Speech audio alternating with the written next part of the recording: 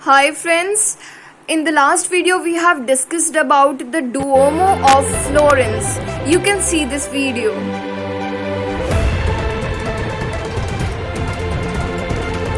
और जो ceiling painting है सिस्टाइन चैपल के अंदर, you can see that on YouTube. अब हम नेक्स्ट टॉपिक कंटिन्यू करेंगे, that is first printed books.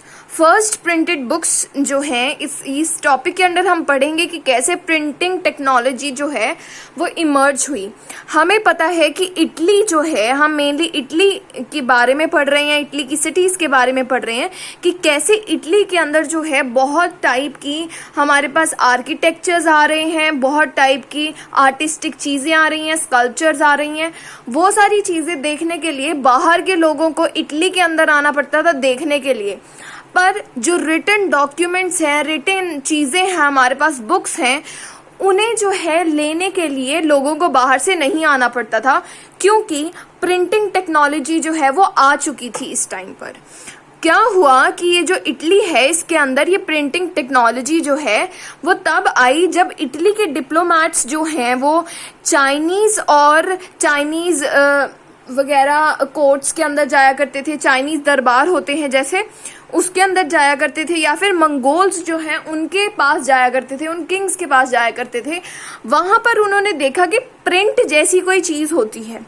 तो इटली के अंदर जो है प्रिंटिंग टेक्नोलॉजी जो है चाइनीज़ एंड मंगोल्स पीपल की वजह से आई. उसी तरीके से तीन और चीज़ें हैं जैसे कि फायर आर्म्स, मतलब कि पिस्टल जो होती है, कंपस एंड एबिकस. ये सारी चीज़ें जो हैं वो चाइनीज़ और मंगोल पीपल द्वारा दी गई हैं to the European world. Okay, अब पहले के टाइम में क्या होता था कि हैंड रिटन कॉपीज आती थी. कोई भी चीज़ है वो हैंड रिटन वे में जो है लिखी जाती थी. लोग लिखते थे बहुत टाइम तक, पूरी बुक बनाते थे अच्छी अच्छी कैलीग्राफी में. Calligraphy means good hand writing. और फिर उसके बाद जो है वो बेची जाती थी. पर अब क्या हुआ, 1455 के अंदर क्या हुआ, जो जोहान्स गुटेनबर्ग हैं उन्होंने जो है प्रिंटिंग प्रेस जो है एस्टैब्लिश की. First printing press was established bye Johannes Gutenberg. Okay, इन्होंने क्या किया, फर्स्ट टाइम में 150 कॉपीज जो हैं वो प्रिंट की बाइबल की, और इतने कम टाइम में की कि क्योंकि पहले जो है जितना टाइम एक बाइबल हैंड राइटिंग से लिखने में लगता था उतने टाइम में इन्होंने 150 कॉपीज जो हैं वो प्रिंट कर दी. अब आप 1455 कैसे लर्न करेंगे, अगर आप 145 के अंदर ऐड कर देंगे 5 को तो आपके पास 150 आ जाएगा. You can remember like that. ठीक है, रफ आइडिया. अब क्या हुआ, 1500 के अंदर सारी जो क्लासिकल टेक्स्ट है, you can read the classical words meaning in this definition.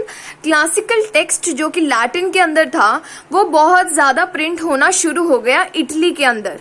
इसकी वजह से क्या हुआ, लोगों के पास जो है बुक्स जो है पहुंचनी शुरू हो गई, लोगों ने बुक्स खरीदनी शुरू कर दी. इसकी वजह से जो यूरोप है उसके अंदर उनके लोगों के अंदर जो है ये रीडिंग हैबिट जो है वो डेवलप हो गई. अब लोगों के पास जो है डिफरेंट बड़े बड़े ऑथर्स द्वारा लिखी गई टेक्स्ट अपने पास होती है.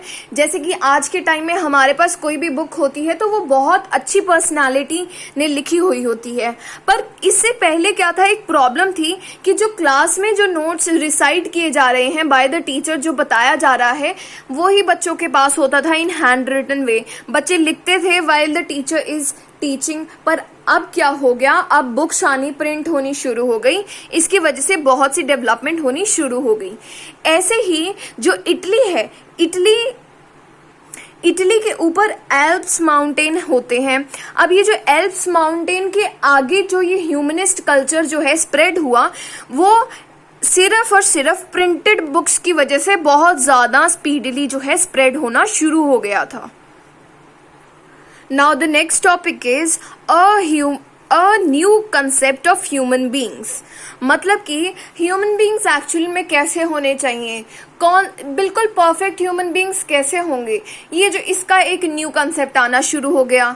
अब क्या हुआ, जैसे पहले रिलीजन के अकॉर्डिंगली चलते थे बहुत ज़्यादा लोग, अब क्या हुआ, जो रिलीजन है उसका बहुत कम कंट्रोल होने लगा ह्यूमन बींग्स की लाइफ के ऊपर। ठीक है, जो लोग हैं, इटालियंस हैं, यूरोपियंस हैं, वो पावर, वेल्थ और ग्लोरी को ज़्यादा जो है इम्पोर्टेंस देनी उन्होंने शुरू कर दी। पर इसका मतलब ये नहीं कि उन्होंने रिलीजन बिल्कुल छोड़ दिया, मतलब कि वो वाइजली जो है रिलीजन को फॉलो करना उन्होंने शुरू कर दिया, किसी भी चीज़ को ब्लाइंडली वो फॉलो नहीं करते थे। एक वेनिस के ह्यूमनिस्ट हैं जिनका नाम है फ्रांसेस्को बारबेरो। इन्होंने कहा कि ये जो वेल्थ होना एक किसी भी पर्सन के पास, ये एक उसका जो है एक तरह से क्वालिटी है, एक उसका गुण है। वेल्थ किसी के पास होना बुरी बात नहीं है। जैसे कि पहले जो रिलीजन था, क्रिश्चियनिटी थी, वो लोगों के पास बहुत ज़्यादा वेल्थ होने को क्रिटिसिज्म करती थी इस बात को। तो इन्होंने कहा कि ज़्यादा वेल्थ होना कोई गलत बात नहीं है। उसी तरीके से जो लोरेंजो वल्ला हैं, जिन्होंने एक बुक लिखी है जिसका नाम है ऑन प्लेजर, इन्होंने बताया है कि जो हिस्ट्री है वो बहुत इम्पॉर्टेंट है। वो एक ह्यूमन बीइंग को जो है वो परफेक्टली जीना सिखा देती है। जैसे आपको पता है, हिस्ट्री से हमें बहुत से लेसन्स मिलते हैं कि हमें कौन सी गलती नहीं करनी चाहिए, हमें कैसे जो है अपनी लाइफ को जीना चाहिए। और लोरेंजो वल्ला ने क्रिश्चियंस का क्रिटिसिज्म किया, क्योंकि क्रिश्चियंस जो है प्लेजर आराम जो है उसे जो है कहते थे this is not right, pleasure जो है ह्यूमन बींग्स के लिए अच्छा नहीं है। इस बात की क्रिटिसिज्म की लोरेंजो वल्ला ने। उसके बाद लोगों के पास एक नया मैसेज पहुंचना शुरू हुआ कि एक्चुअल में एक ह्यूमन बीइंग की कौन कौन सी गुड मैनर्स हैं। ठीक है, जैसे कि किस टाइप से हमें क्लोथ्स डालने चाहिए, हमें कैसे जो है दूसरे लोगों के साथ कम्युनिकेट करना चाहिए वेरी पोलाइटली, और ये सारी चीज़ें जो हैं वो स्प्रेड होनी शुरू हो गई। उसके बाद है ये जो ह्यूमनिज्म है, इसके अकॉर्डिंगली ये प्रूव हो गया था कि जो ह्यूमंस हैं उनकी कैपेबिलिटी है, पूरी उनके पास कैपेबिलिटी है कि वो कैसे अपनी लाइफ को जो है बनाना चाहते हैं। जैसे बोलते हैं you are who you choose to be, मतलब जो आपने डिसाइड किया है आप वो ही बनेंगे। ठीक है, तो ये चीज़ जो है वो बहुत ज़्यादा स्प्रेड होने लगा ये मैसेज, क्योंकि अब जो है एफर्ट्स, जो अलग अलग टैलेंट्स हैं, आर्टिस्टिक चीज़ें बनाने का टैलेंट है, आर्किटेक्चर डिज़ाइन करने का टैलेंट है, ये सारी चीज़ें जो है आगे आ रही थी। ठीक है, और इन्होंने जो ह्यूमनिज्म के अंडर फ्यूडल सोसाइटी के अंदर जो डिवीजन की गई थी 3 ऑर्डर्स की, उसका क्रिटिसिज्म भी किया। इन्होंने कहा कि जितनी किसी के पास भी लैंड है उसके अकॉर्डिंगली उसे फर्स्ट ऑर्डर बना देना, सेकंड ऑर्डर बना देना, और बिल्कुल पुअर को थर्ड ऑर्डर बना देना, ये डिवीजन जो है वो बिल्कुल गलत है। क्योंकि सिर्फ वेल्थ ही सब कुछ नहीं है, जो एक पर्सन है उसके पास जो कैपेबिलिटीज़ हैं वो भी बहुत ज़्यादा मैटर करती हैं। इस टाइम पे जो आर्टिस्ट और सारे जो डिफरेंट आर्टिस्ट थे वो जो है इंडिविजुअली जो है जाने शुरू हो गए थे, ना कि पहले के टाइम में जैसे एक ग्रुप को पहचाना जाता था। पर आज के टाइम में अब जो ये टाइम पीरियड चल रहा है, उस टाइम पीरियड में 15th सेंचुरी के बाद में जो आर्टिस्ट हैं उन्हें इंडिविजुअली जाना शुरू कर दिया था। एक ब्लू बॉक्स में बताया गया है कि जो निकोलो मैकियावेली हैं, उन्होंने द प्रिंस नाम की एक बुक लिखी है, और उन्होंने जो है इस बुक के चैप्टर नंबर 5 के अंदर ह्यूमन नेचर की बात की है कि ह्यूमंस का नेचर कैसा होता है। इन्होंने अपनी बुक का नाम द प्रिंस इसलिए रखा है क्योंकि इन्हें लगता है ज़्यादातर जो प्रिंस होते हैं, जो किंग्स होते हैं, इनकी पर्सनालिटी जो है ज़्यादा नोन होती है लोगों को, हमें पता होता है कि ये राजा कैसा है। तो इन्होंने बताया डिफरेंट प्रिंस को देख के, डिफरेंट राजाओं को देखते हुए, कि कई जो लोग होते हैं वो बहुत ज़्यादा काइंड होते हैं, पर कई लोग जो है वो बहुत ज़्यादा क्रूअल होते हैं, कई लोग जो है बहुत ब्रेव होते हैं, वेयरएज कई लोग जो है बहुत ज़्यादा कोवर्ड होते हैं, मतलब बहुत ज़्यादा डरपोक होते हैं, कई फेथफुल होते हैं तो कई फेथलेस होते हैं। तो इन्होंने ये जो डिस्टिंक्शन है ये इस बुक के अंदर करी है इन चैप्टर नंबर 5। उसके बाद टॉपिक है द एस्पिरेशंस ऑफ वुमेन। इसके अंदर हम पढ़ेंगे कि विमेन की क्या उस टाइम पर कंडीशन थी आफ्टर 15th सेंचुरी। अब हम एक डिस्टिंक्शन पढ़ेंगे बिटवीन द एरिस्टोक्रेटिक फैमिली, मतलब कि बहुत ज़्यादा रिच लोग सोसाइटी के अंदर उन्हें बोलते हैं एरिस्टोक्रेट्स, और उसके बाद हम पढ़ेंगे मर्चेंट फैमिलीज के अंदर वुमेन की क्या कंडीशन थी। अब जो एरिस्टोक्रेटिक फैमिली है, मतलब बहुत ज़्यादा रिच लोग हैं, उनके अंदर जो मेन हैं वो बहुत ज़्यादा डोमिनेटिंग होते थे और सारे डिसीजंस जो हैं वो सिर्फ मेल जो लोग हैं वो ही लेते थे। ये जो फादर्स हैं वो अपने सन को जो है अपने बिजनेस करने का राइट देते थे और एजुकेशन के लिए भी डिफरेंट इंस्टीट्यूशंस में भेजते थे।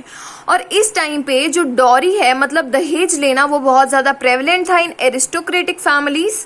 और ये जो डॉरी है, मतलब दहेज है, वो जो है बिजनेस पर्पसेस के लिए यूज़ कर लिया जाता था, अपने बिजनेस के अंदर इन्वेस्टमेंट कर दी जाती थी बाय यूजिंग दिस डॉरी।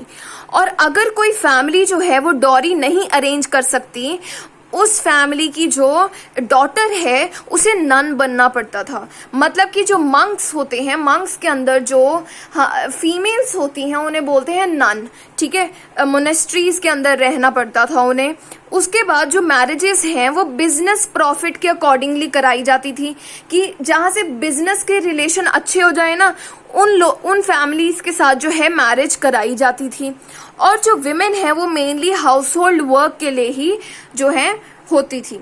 अब इस सबको पढ़ के हमें पता चलता है कि एरिस्टोक्रेटिक फैमिलीज के अंदर विमेन की जो हालत थी वो बहुत ख़राब थी। अब हम पढ़ेंगे मर्चेंट्स फैमिली। विमेन जो है वो असिस्ट करती थी अपने हस्बैंड्स को इन द शॉप्स, मतलब जो भी वो मर्चेंट्स, मतलब कि जो कुछ वो बिजनेस कर रहे हैं, जो छोटा सा व्यापार उन्होंने खोल रखा है, उसके अंदर विमेन जो है हेल्प करती थी अपने हस्बैंड की। उसके बाद है, अगर जो हस्बैंड है कहीं दूर गए हैं तो जो उनकी वाइफ है वो बिल्कुल अच्छी तरीके से उनका जो काम है उन्हें संभाल लेती थी। उसके बाद अगर किसी फीमेल के हस्बैंड की बहुत जल्दी डेथ हो जाती है तो उस विडो को जो है पब्लिक लाइफ में बहुत ज़्यादा इम्पॉर्टेंट रोल प्ले करना पड़ता था। मतलब कि उन्हें अपनी लिविंग जो है वो अर्न करनी पड़ती थी। वो सिर्फ हाउस होल्ड वर्क के लिए नहीं बल्कि बाहर के कामों के लिए भी जो है रिस्पॉन्सिबल होती थी। पर ऐसा एरिस्टोक्रेटिक फैमिली के अंदर नहीं अलाउड था। ओके, सो अब हम पढ़ेंगे कि डिफरेंट फीमेल्स जो हैं बहुत ज़्यादा, मतलब कम थी ऐसी फीमेल्स जो कि बहुत ज़्यादा वेल नोन थी। फर्स्ट है वेनेटियन कैसेंड्रा फेडल। वेनेटियन मीन्स वेनिस सिटी से जो बिलोंग करते हैं उन्हें वेनेटियन बोलते हैं।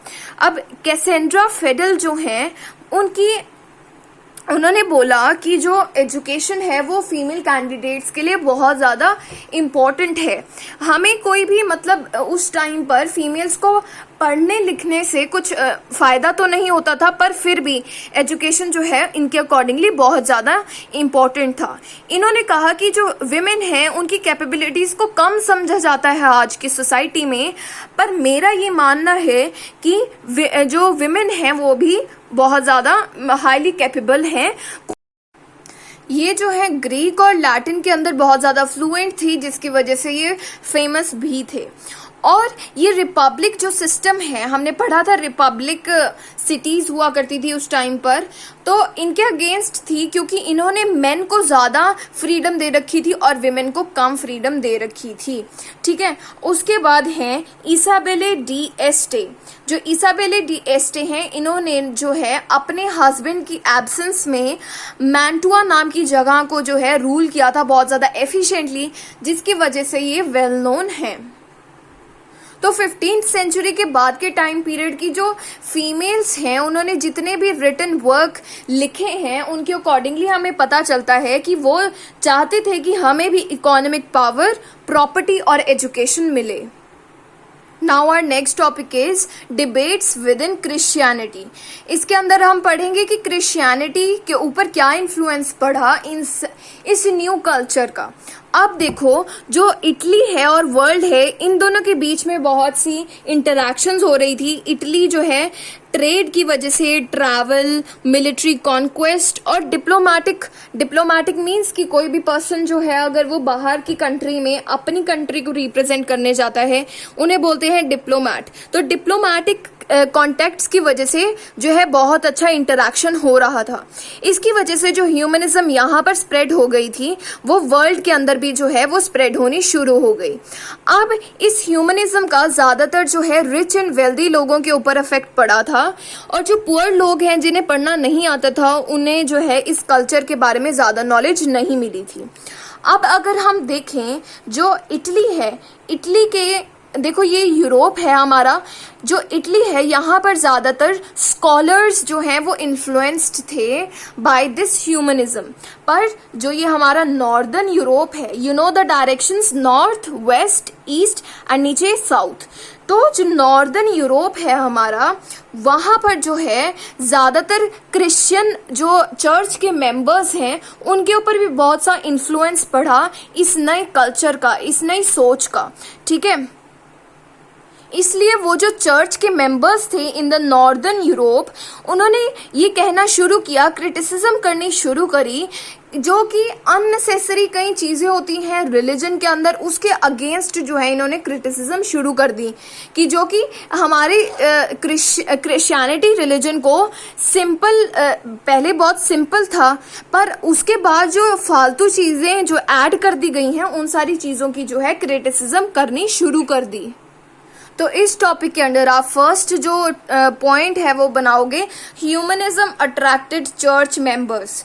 तो चर्च मेंबर्स ने जो है क्रिटिसिज्म करनी शुरू की कि ये जो अननेसेसरी चीज़ें हमारी रिलीजन के अंदर चर्च ने ऐड कर दी हैं, उसे ख़त्म कर दिया जाए, और इनके अकॉर्डिंगली जो गॉड है उन्होंने ह्यूमन बींग्स को फ्री बनाया है, और वो फ्रीली जो है अपने व्यूज़ एक्सप्रेस कर सकते हैं। उसके बाद सेकंड पॉइंट है criticism of the greedy members of the church. मतलब कि जो चर्च है उनके अंदर कई ग्रीडी मेंबर्स थे, बहुत ज़्यादा लालची लोग थे, उनकी क्रिटिसिज्म जो है होनी शुरू हो गई। तो जो थॉमस मोर और इरेस्मस हैं, ये दोनों क्रिश्चियन ह्यूमनिस्ट थे। इन्होंने कहा कि ये जो चर्च है वो एक ऐसा इंस्टीट्यूशन बनता जा रहा है जो जिसके अंदर बहुत ज़्यादा लालच जो है वो आना शुरू हो गया है। एक बहुत ज़्यादा फेमस एग्जाम्पल है कि कैसे जो है ग्रीड जो है वो बहुत ज़्यादा प्रेवलेंट हो गई थी उस टाइम पर, वो था इंडल्जेंसीज के थ्रू।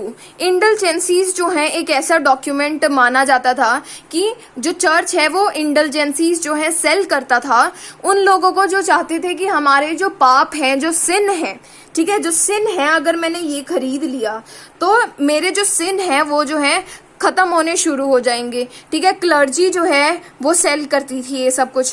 पर अब जो है जब लोगों को बाइबल जो है लोकल लैंग्वेज के अंदर ट्रांसलेटेड होती हुई मिलनी शुरू हो गई, तो लोगों ने पढ़ा बाइबल को, तो उन्हें पता चला कि इंडल्जेंसीज जैसी कोई चीज़ एग्जिस्ट ही नहीं करती। इसकी वजह से इस चीज़ का जो है बहुत क्रिटिसिज्म किया गया, इंडल्जेंसीज का। उसके बाद आप टॉपिक बनाओगे criticism of the donation of Constantine. इसका मतलब है कि जो चर्च है वो लोगों के ऊपर बहुत सा टैक्स लगाता था, तो जो पीजेंट्स हैं उन्होंने विद्रोह करना शुरू कर दिया इस टैक्स के खिलाफ, ठीक है। तो ह्यूमनिस्ट जो स्कॉलर्स हैं उन्होंने बताया कि ये जो जुडिशियल और फिस्कल पावर है चर्च को दी गई, फिस्कल मतलब कि पैसे से रिलेटेड जितनी भी पावर है, टैक्स लगाने की, रेवेन्यू कलेक्ट करने की, ये सारी जो पावर्स हैं वो दी गई हैं एक जो हमारे फर्स्ट क्रिश्चियन रोमन एम्परर हैं जिनका नाम था कॉन्स्टेंटाइन। उन्होंने एक डॉक्यूमेंट जो है वो लिखा था जिसका नाम था डोनेशन ऑफ कॉन्स्टेंटाइन। इसके अकॉर्डिंगली उन्होंने राइट दे दिया था चर्च को कि वो लोगों के ऊपर टैक्स इम्पोज कर सकता है। तो लोगों को पता चला कि एक्चुअल में बाइबल के अंदर ऐसा कुछ भी नहीं लिखा हुआ कि चर्च जो है वो टैक्स कलेक्ट करेगा। तो लोगों ने कहा ये चीज़, ये जो हमारा ये टैक्स लिया जा रहा है ये बिल्कुल गलत है, ये रियल हमारी बाइबल के अंदर नहीं है ऐसा राइट कोई भी चर्च के पास, तो ये गलत है। So that is it. I hope आपको सब कुछ क्लियर हो गया हो।